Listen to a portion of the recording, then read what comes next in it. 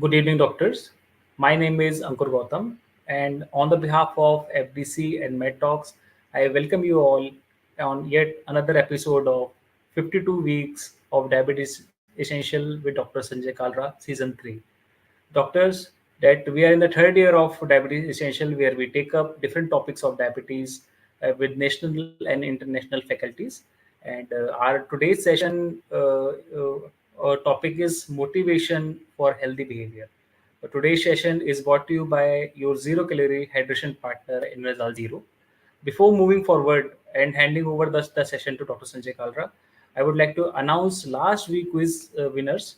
Dr. Abhishek Raha from Lumdik, Assam, Dr. Shashi Khare from Bhopal, Dr. Nakul Bansal from Panchkula, Dr. Atul Doshi from Mumbai, Dr. Lakshmipati Bhupati from Vellore, Dr. Sanjeev Puri from Hoshiarpur, and Dr. Ramesh Hegde from Bangalore.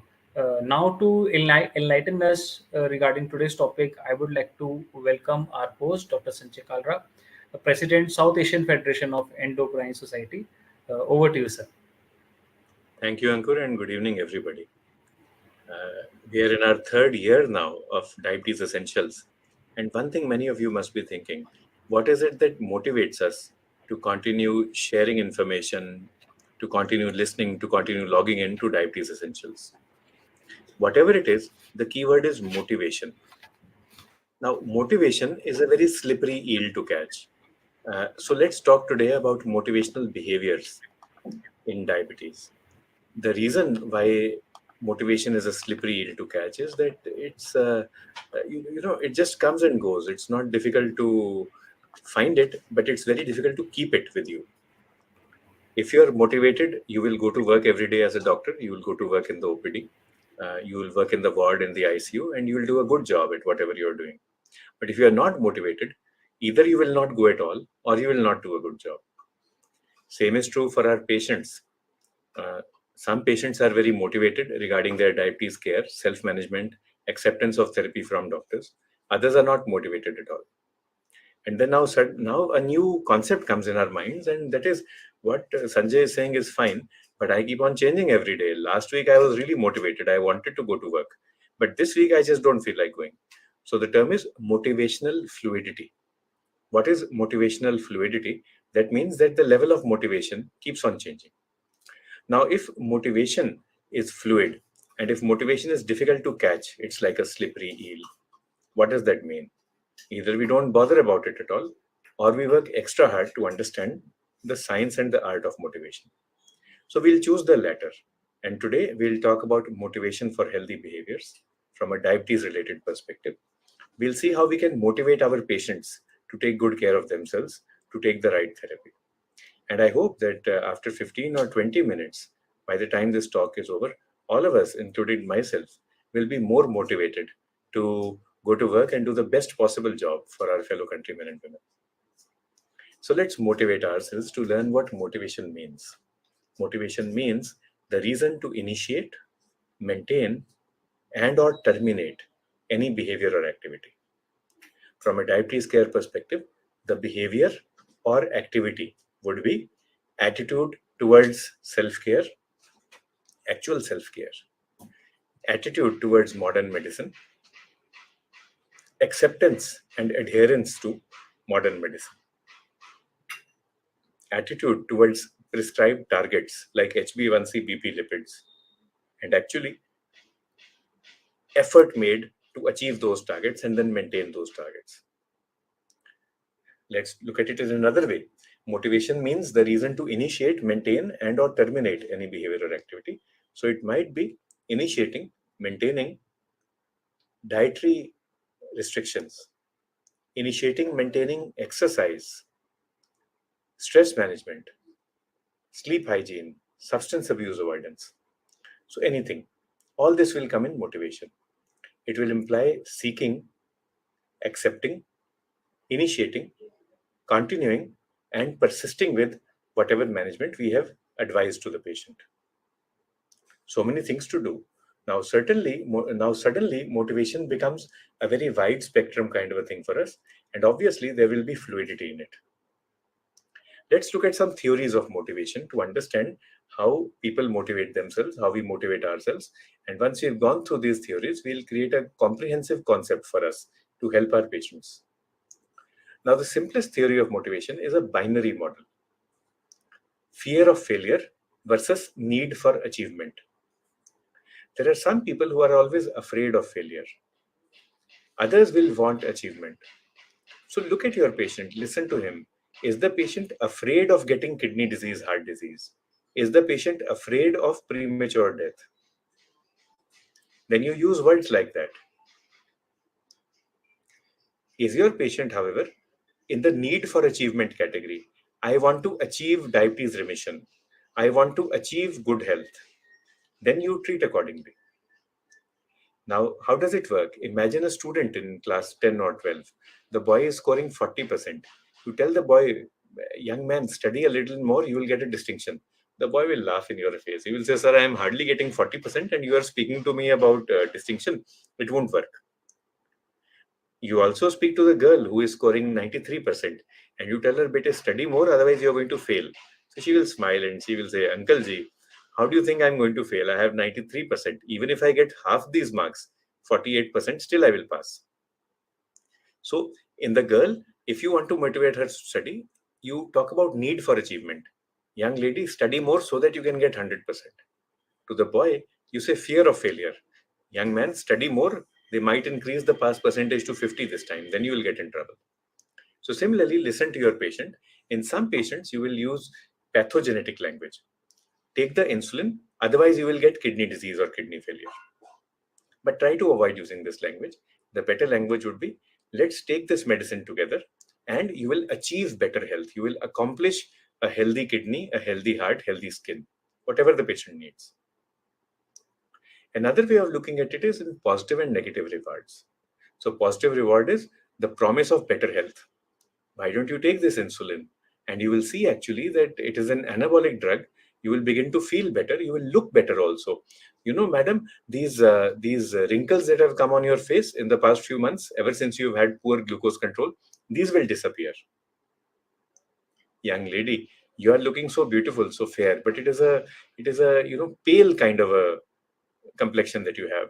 Let's give you insulin, let's give you tablets, we'll bring your sugar down, and then you will get a pinkish glow, a healthy glow on your face.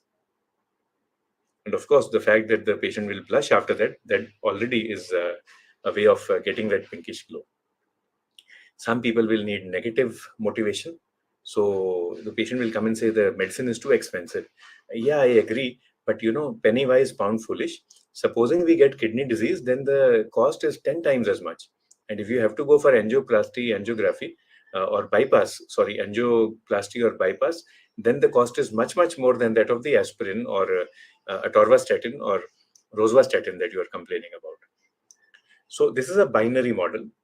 Usually try to be positive, talk about the need for achievement, but in some patients, at some times, you will have to talk about fear of failure and negative rewards. Do not feel afraid because motivational fluidity, remember, it will come in ups and downs. So at times you will have to use negative words, but most of the time you should be positive. Now, this is a binary model. And like we said, understanding the particular needs at a particular time on the day that the patient has come to you is the first step. Once you've understood this, we keep on moving ahead. And then we use a pyramidal model. We have talked about this earlier in Diabetes Essentials. Pyramidal model of Maslow says that right at the bottom is roti kapda makan, basic needs, food, clothing, shelter. So the patient wants symptomatic control. Then you move on to glucometabolic control. The patient aspires to get a good HbA1c or good fasting PP. Then vasculometabolic benefit, viscerometabolic benefit. So see what the current level of motivation is. Take the person one step up, one step up. If all the patient wants is, I have too much of urination, I am not able to sleep at night, you fix that. Then your language will be, allow me to give you this medicine, allow me to give you this insulin. This will reduce your uh, frequency of micturition. We must get a urine routine done and perhaps an ultrasound kidney. This will help us decide the right medicine for your frequent micturition. So the need, the motivation was told by the patient. You listened with both ears open and you addressed that. If, however, you change your language and you say, I am giving you a drug, your glucose level will come down. That is not going to motivate the patient, because what patient told you, you have to paraphrase in her language. She said, I have to get up at night to go to the bathroom. I don't want to do that. So you should say, this medicine that we are offering or this test we are offering is geared towards helping you not having to get up at night. This is very important. It sounds simple, but sometimes we miss it. So listen to the patient with both ears open and use the patient's language to motivate him or her. Now, so far we had a binary model, right? Need for achievement, fear of failure, positive, negative. Then we created a triad kind of a thing, like a pyramid. Symptomatic needs, glucometabolic needs. Glucometabolic patient says, sir, my fasting glucose level is high. Then you fix that. Patient says, my sugar is fine. I am worried about my heart and kidney. Then you fix that. So that is the pyramid. Now let's do a 2 by 2 model, a 2 by 2 rubric. Here we have intrinsic and extrinsic motivators. First, we said you have to understand the individual's language and speak in his or her language, speak back to him or her in that. Now we say understand the locus of control. This will also help us decide language. Some people have got internal locus of control. Internal locus of control means that I will decide what I want to do. I am the one who will decide whether I want to be healthy or not. External locus of control is maybe my parents, my spouse, my siblings, my children. They are the ones who decide for me. So my child has said that we will not take allopathic medicine. We will go for complementary therapy, alternative therapy. So I will listen to my child. My maid servant said that I should go to such and such a Baba or Fakir to get desi medicine, folk medicine. I will listen to the maid servant. That is external locus of control. Each person is different. They have a right to be like that. We ourselves, you will find that there is fluidity here as well. Sometimes we are internally focused and internally controlled. Other times we are externally controlled. So you look at what the patient is saying and then you decide accordingly. So now we have 4 things. The plus sign is to tell us that at any point of time, all these are working in tandem with each other. So internal locus of control, positive feedback. Example would be, yes, please take this medicine. You will feel better. You will feel healthier. You will be able to work more. Your efficiency at work will go up. Negative internal, it is still internal locus of control. So maybe something like you are worried about getting kidney disease. Please take this medicine. Otherwise, the kidney disease will worsen. But then there are other people with external locus of control, which is fine. So the lady might come and say, I don't want anything for myself. I don't want any medicines, doctor. You just let me go. So say, who else is there, madam, at home? Well, my daughter-in-law is there. My son is also there, but he hardly ever comes home. But now I have 2 wonderful granddaughters. They are the light of my eyes. So then, madam, please take insulin. You've been complaining about your hand pains, your joint pains, and you wanted to knit that sweater for your younger granddaughter. So why don't you take insulin? This will help improve glucose. Glucose will improve the health of your joints. Whatever sugar is stuck around your joints will disappear. You will feel much healthier. You will be able to knit that sweater that you were not able to last winter. So external locus of control being used in positive manner. Same patient comes in and she says, doctor, let me go. I have nothing to live for. So, madam, who else is at home? So, okay, my daughter-in-law is there. My son is also there, but he never comes home. And my grandchildren have migrated to the US. So I am all alone and I have to take care of myself. So, madam, I understand it's all negative, but please take care of yourself. Right? If you take insulin, you will be functional, you will be flexible, you will be free, you will have freedom, you will not have to depend upon anybody else. I have limited pension. So it doesn't matter, madam, few thousand rupees for the insulin, and at least you can enjoy the rest of the 1,000 rupees that you have. And you will be able to enjoy life. Otherwise, you will be exposed to negativity from other people whom you will be dependent upon. So see, you took a history and you paraphrased. Try to find positive things, but like I said, sometimes you will have to dwell upon the negatives as well. So first we did a binary model, then we did a pyramid, and then we did a 2 by 2, external, internal, locus of control, positive language, negative language. There is a two-layered model as well, and this comes from Herzberg's two-factor theory. We can use it to motivate our patients for diabetes and obesity care. This helps us demarcate the motivating factors. And Herzberg talks about promoters and enablers. What he says is that first of all, you have to have catalyst, that is a promoter. But the hygiene should also be there around you, that is enabler. We'll talk about that. And this model is something that helps me a lot. So these are Greek words. Akrasia means weakness of the will. Where the will is not strong, the person will not move ahead. Many of our patients, the ones who suffer from lack of motivation, and we ourselves, we suffer from akrasia. Now, certainly it feels nice to see that I have a label for something that I feel every now and then, akrasia. But there is an opposite to it, and that is enkratia. Enkratia means power over myself, self-control. So we have to move our patients from akrasia to enkratia, power over myself. To achieve power over myself, to achieve self-control, self-mastery, I need a catalyst. And of course, the environment around me should be supportive. So what is the catalyst and what is the motivating factor? We learn from chemistry. Now, chemical reactions are there. We've all learned in school and in biochemistry, and then we forgot them like good doctors. For chemical reaction, you need a substrate, maybe one or more substrate, and then you have to proceed in the right direction. For that, we need a catalyst, right?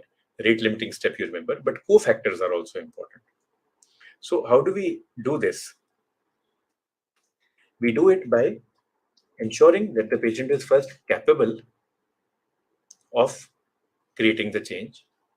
Then we give the patient the opportunity to create the change, and then we motivate the patient. This is called the COMBI model, and this is coined by a physiologist. We turned it around and we made it the MOC-B model for obesity and for diabetes as well. So here in our MOC-B model, what we say is that first of all, you need motivation, you need a catalyst. How will you find the catalyst? By taking a history. The catalyst can be fear of failure, that is fear of ill health, fear of expenses. It can be need for achievement, that is need to achieve good health. The good health can be in terms of symptomatic relief, glucometabolic relief, vasculoviscerometabolic relief. The catalyst might be good sexual health. I want good sexual health. So, need for achievement versus fear of failure.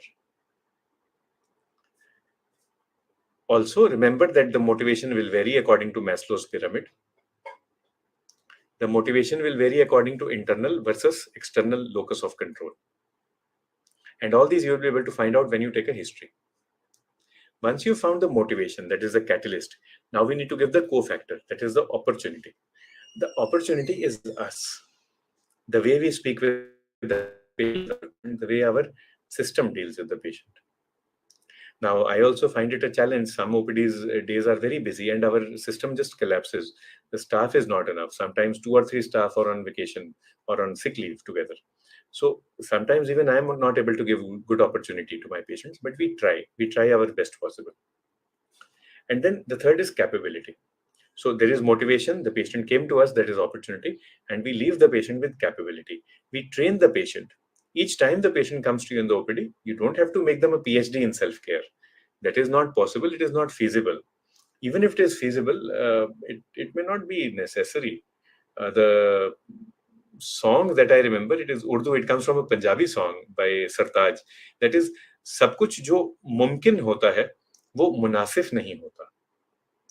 Whatever is mumkin or is possible is not necessarily munasif or appropriate. Don't aim to make everyone a PhD in one visit. Otherwise, you will not be able to see the rest of the patients. But at the same time, make sure that your patient goes back with some value addition, learning something new about self-care each time.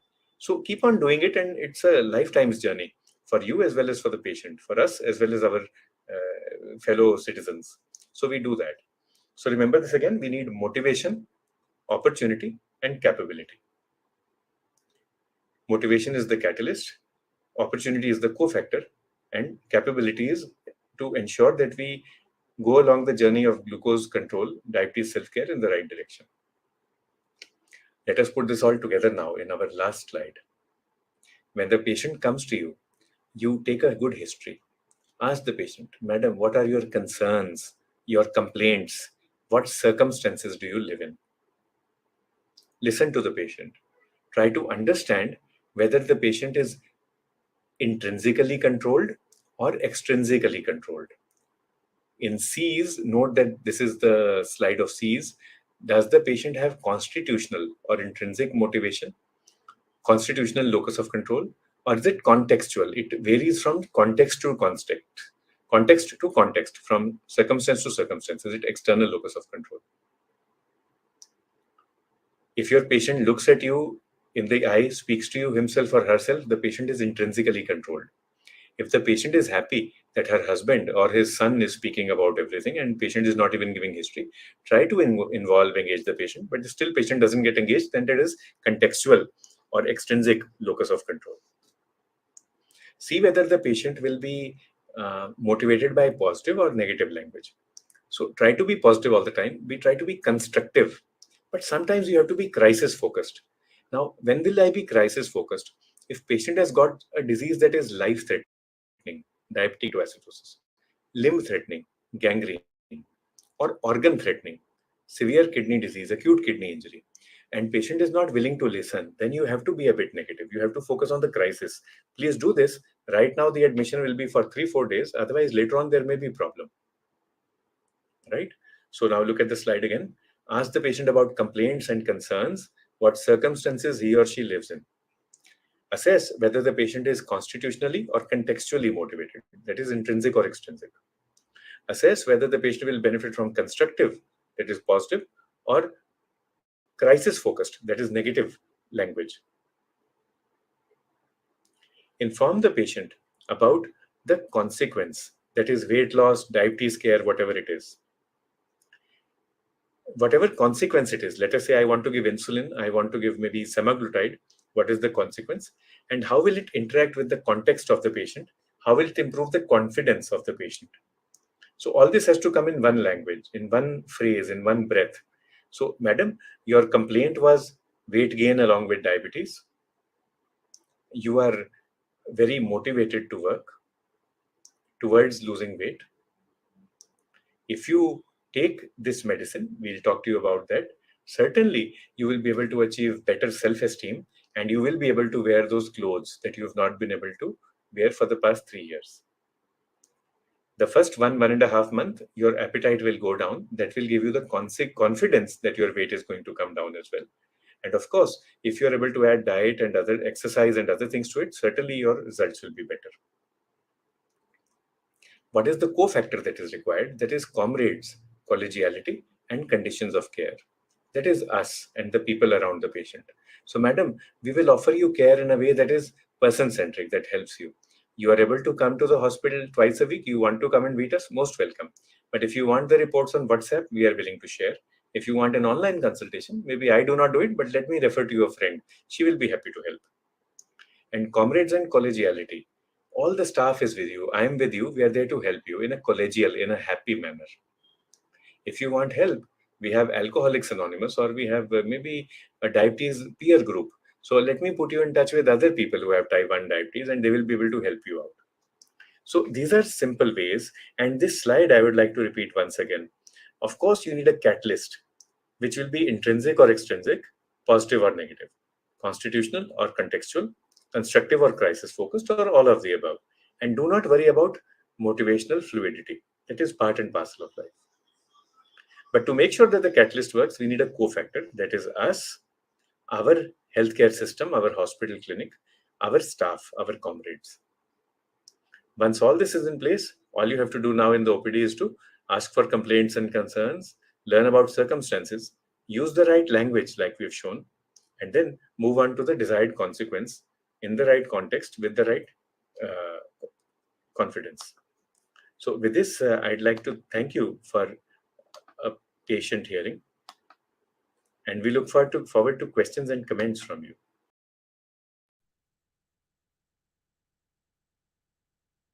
Thank you everyone for logging into today's episode of Diabetes Essentials. We've talked today about motivation, And what you say is that I see from the comments as well. This topic is important not only for treating our patients, but also for managing ourselves. It is part of self development, self help. We have with us Mr. Basu from FDC. Sir, what is your opinion? This question, this topic, motivation, is it important only for doctors or for everybody in the world? For doctors, is it important only when they are dealing with their patients, or is it important in other aspects of life as well? So very important question you have said. Motivation is required for sometimes for patients who are not only for patients but also for doctors also, because on a daily OPD they see a lot of patients and they sometimes lose the empathy for the patients. That is the times that the session will help us to rejuvenate their side of story, to listen the patient very well and motivate them to stay with a healthy life. Same is the case with this patients, because with the lack of motivation from from the work front or from the schedule they have, busy schedule they have, or sometimes within the family, they don't get enough motivated to stay with a very good healthy lifestyle, sir. So with this motivation, it comes from the healthcare provider. That becomes a easier step to follow, sir. So from both doctors end and from the patient's end, today's lecture will help, sir. Dr. Anshul from Chhattisgarh also says the same thing. From Bhilai, he says that without motivation, no other therapy will work. So motivation itself is an essential part of therapy. And we also greet Dr. Vinayak Sharma and Dr. Vinay Desai. Regarding aspirin, there is a wide range of doses we can choose from. Anything like 60, 66 milligram up till around 300 milligram. So both 75 and 150 milligram are fine. It basically depends upon personal choice, also upon the weight of the patient. So in heavyweight patients, 150 milligram will be better. But both are equipotent. Sir, one question from my end, that this this one session of motivation or one counseling of motivation, do you think is enough, or you need to think that in every follow up visit you need to give some kind of motivation words to carry on the start they have already in the healthy lifestyle, sir? It should be an ongoing process actually. Like I spoke about motivational fluidity. So these things go up and down, and we have to continue all the time. So Yeah, for ourselves also, we should have it regularly, and for our patients also, it should become part and parcel of our communication. right. Sir, I think, sir, we have taken all the questions, sir. And as we have discussed that today's session was one of the important sessions on a daily basis, because motivation is like taking everyday's bath. I have learned during my management days that it's like taking everyday bath. So from the doctor's part as well as to the patient's part, that the staying healthy and following the healthy lifestyle is a motivation everybody should try to imbibe, and doctors should play their their part, and patients should play their part. With this, I thank Dr. Sanjay Kala for choosing such a wonderful topic, and which has also been seconded by Dr. Anshul Singhvi from Bhilai. And we look forward for the next sessions next Sunday, sir. And with this, I thank for being once again with us on Sunday. I know that you have started traveling, sir. Wish you a happy journey and back home, and good night and Jai Hind, sir. Jai Hind.